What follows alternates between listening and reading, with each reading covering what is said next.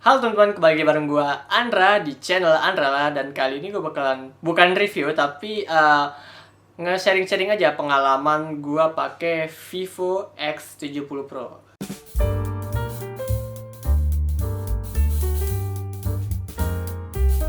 Jadi gua beli HP ini bareng bokap gua sekitar 6 bulan yang lalu, bulan Desember. Dan kalau dihitung dari sekarang ya benar 6 bulan, dan gua beli seharga 10.999 di Erafon. Kalau kalian cek di Tokopedia juga harganya nggak beda jauh kok dari situ. Dan ini kebetulan yang gue punya di sini warna Aurora Dawn kalau nggak salah. Kita gue lihat boxnya dulu. Ya, Aurora Dawn. Sebelum gue ceritain pengalaman gue pakai HP ini, gue sedikit review tentang boxnya dulu karena boxnya ini lumayan unik. Kalau bisa kalian lihat di sini, kotaknya gede. Ya kayak HP-HP yang biasa yang cuma seukuran HP-nya. Tapi ini kotaknya bener-bener gede, kayak kotak buat apa ya? Kotak tahlilan, isinya ada kerupuk, gorengan, sambal, atau ada ayam, pisang mungkin. Terus ini dalamnya kalau dibuka ada isi ini HP-nya, dan ini ada tulisan fotografi redefine. Kalau dibuka lagi ada lagi, ini dibukanya kayak gini. Ada yang jatuh. Kalau dibuka kayak gini, ini ada SIM ejector. Di sini buat naruh earphone-nya, dan di sini tempat buat chargernya. Penampakan earphone-nya kayak gini. Earphone-nya dia ada karetnya. Gua zoom terlebih dahulu, kebalik. Oke. Ini earbuds-nya. Bukan earbuds, namanya earphone ya. Nggak tahu lah, entah nyebutnya apa ini. Ini earphone. Dia ada mikrofonnya juga di sini. Terus ujungnya dia audio jack biasa.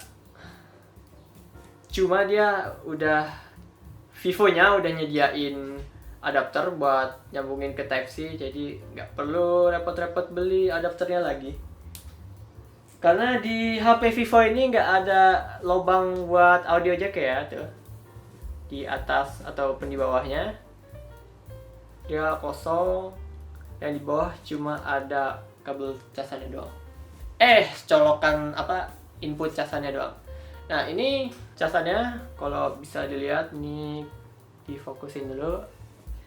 Ya, ini ada tulisan Vivo Flash Charge 44 watt.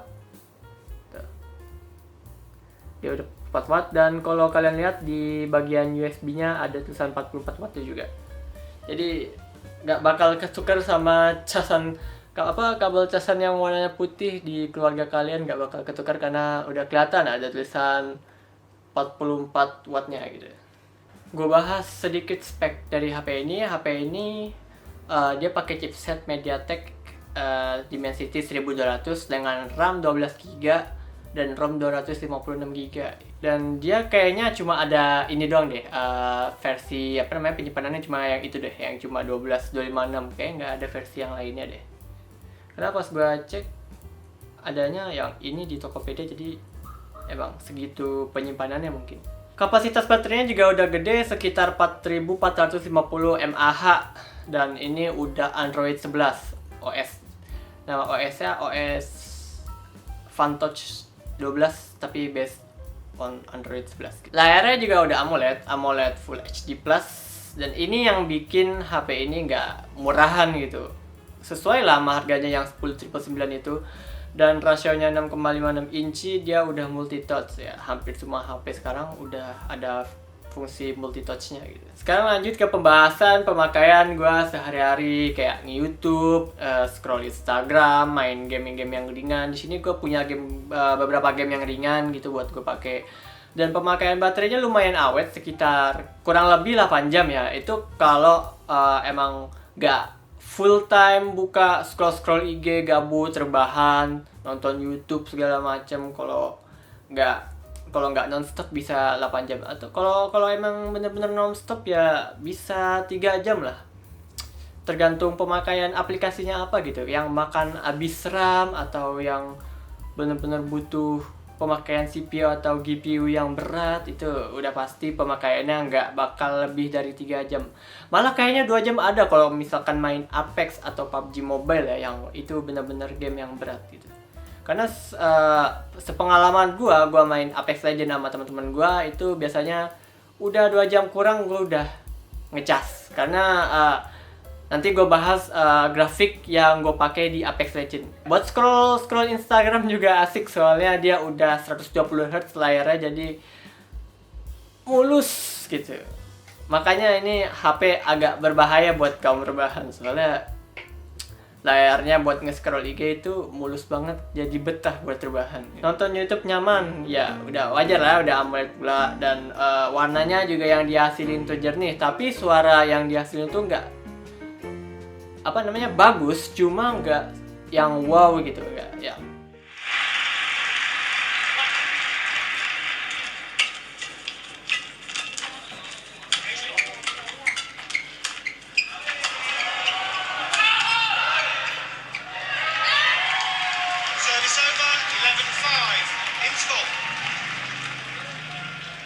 Gak yang keren lah suara yang dihasilin sama dia.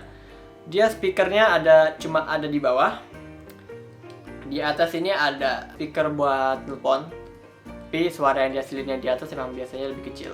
Ada salah satu HP Poco F3, kalau nggak salah, dia atas bawah udah ada audio yang segede ini, jadi kalau buat muter video atau muter lagu itu lebih enak di situ. Buat ngetik pas di jari, tapi kalau mau dibawa kemana pun juga pas di kantong ya, karena HP-nya nggak terlalu gede-gede amat nih. Kalau segenggaman tangan gue kayak gini, segini, nggak kecil, nggak gede, dan nggak tebel, tapi nggak terlalu tipis juga. Cuma tergantung casing sih. Kalau casingnya kayak gue ini casingnya agak tebel, jadi kalau ditaruh di kantong rasanya agak ngepas banget gitu. Malah kadang suka kegedean kalau kantongnya kekecilan gitu ya.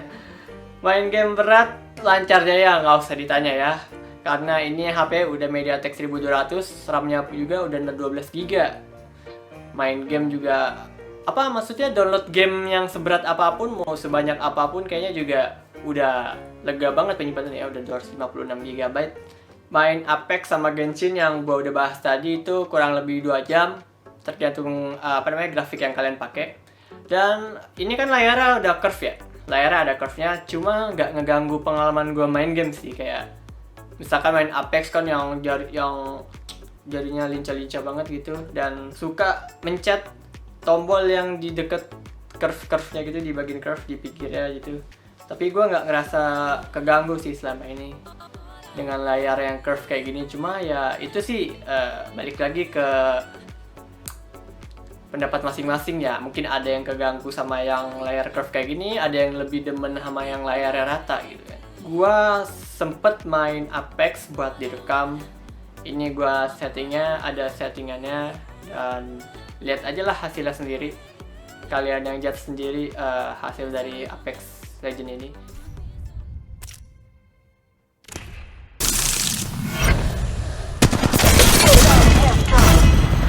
I downed an enemy. I have been down.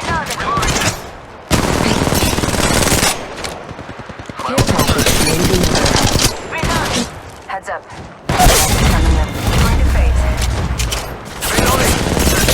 Found another. Give him my shield to recharge.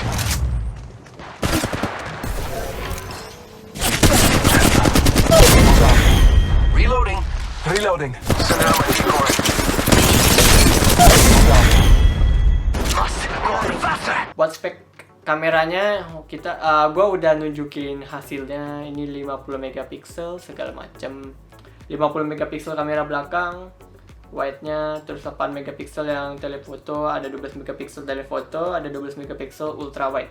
Dan kamera belakang ini udah dikasih teknologi gimbal gitu ya, kayak yang di sebelah sini ya. Ini teknologi gimbal dari, gue lupa ini dari Zeiss atau Sony gitu. Kalau nggak salah Zeiss-nya itu di bagian software-nya aja ya, sama di bagian lensanya ini dari Zeiss. Terus buat gimbalnya kayaknya dari Sony ya. Gue kurang ingat video yang dihasilin dari gimbal steady-nya ini luar biasa banget. Emang bener-bener stabil buat ngerekam segala macam. Kamera belakangnya ini udah 4K 30 dan 60 fps. Nah, ini perlu dicatat kalau kalian rekam pakai 4K 60 fps itu kurang steady ya. Karena HP ini masih menggunakan ACE, bukan OIS, bukan optical tapi masih elektronik, masih pakai software. Jadi buat yang resolusi tinggi, FPS tinggi nggak terlalu. Cuma kalau kalian makainya 4K 30 fps itu bisa pakai steady gimbal-nya. Tapi bukan yang ultra ya, karena di sini ada dua mode apa namanya? Mode steady, yang satu steady biasa, yang dua steady ultra gitulah. Buat kamera depannya ya, kamera depannya biasa. Rekamannya cuma 1080 30 fps. Jadi selama 6 bulan ini HP ini belum ada masalah yang gue temuin, karena pas gue pakai juga gue pakai cuma buat belajar, kayak kalau belajar agak bohong deh ya, paling buat YouTube, buat nge-gaming. Pakai HP ini tuh udah nyaman banget buat gue gitu. Sama buat bikin konten juga, ini content-able nih HP-nya. Bisa buat rekam di luar, misalkan kalian lagi pengen ngevlog di motor atau di mobil terus jalannya geradakan, pakai HP ini nggak bakal ditemuin masalah kamera goyang, video goyang, karena HP ini gimbalnya mantap banget. Masalah suhu juga aman, yang gue jelasin tadi. Main Apex, main Genshin ya anget-anget dikit lah, kecuali kalau grafiknya dipenuhin ya. Kalian mau expect apa, ini HP sedingin apa, namanya juga HP ya. Jadi kesimpulannya, ini HP Vivo bukan sembarang Vivo ya. Kalau orang-orang taunya Vivo itu cuma HP kelas menengah yang cuma fokus ke kamera, itu salah banget. Ini karena Vivo ngeluarin salah satu HP flagshipnya dia, HP yang terbaik yang dikeluarin oleh Vivo ini, yang bisa nyaingin HP flagship yang lainnya ya. Walaupun emang harganya masih selangit ya. Rekomendasi dari gua, kalau emang kalian fokusnya ke gaming, ini mending lepas deh, jangan ambil HP ini, karena HP ini all round bagus, nggak cuma di performanya aja tapi di kamera dan segala macamnya bagus. Kecuali kalau kalian nyari yang gaming, gue saranin mungkin ke kubu Oren, Xiaomi, karena di situ dia 5 jutaan dia udah dapat 90 Hz, 120 Hz juga udah ada. Kemarin gue beli Mi 11T itu harganya 5 juta, itu udah 104 atau 120 Hz gitu, dan dia udah pakai MediaTek yang sama tapi harganya 5 juta. Cuma ya gitu ya, kalau Xiaomi biasanya kameranya nggak terlalu bagus, tapi ini kameranya nggak usah ditanya ya. Oke, gue Andra, see you and goodbye.